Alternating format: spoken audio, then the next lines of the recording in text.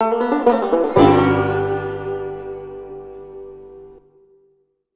moons ago, when I was a new grad from high school, I had a few weeks to kill before I would go to Arizona to start my college venture. I decided to go prospecting for peridot and find other exciting things in the red desert of Wyoming. I found a great rock shelter to use as my home base and camp.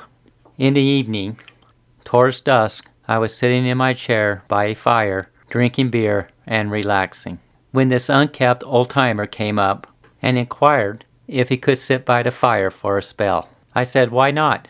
How did you find me?" He stated, "I saw your fire."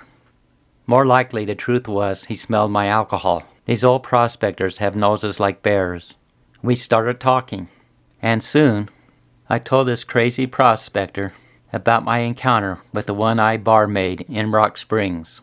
The old-timer laughed at my yarn and stated he had a better story, and proclaimed he saw a flying saucer up in the air, and there were some small human-like creatures running around on the desert floor.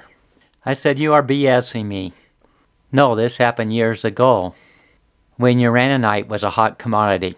I was looking for a uranium ore when I saw the UFO and the little gray-green men. At the time, I was living in old rock huts," stated the old-timer. "Every day I would go out looking for uranium ore using my Geiger counter. Week after week, I found little of value. But one day, right before winter, suddenly my Geiger counter went wild. I thought, at last I will be a wealthy man. But when I topped a ridge, I saw a pulsating, bright, saucer-like thing up in the air.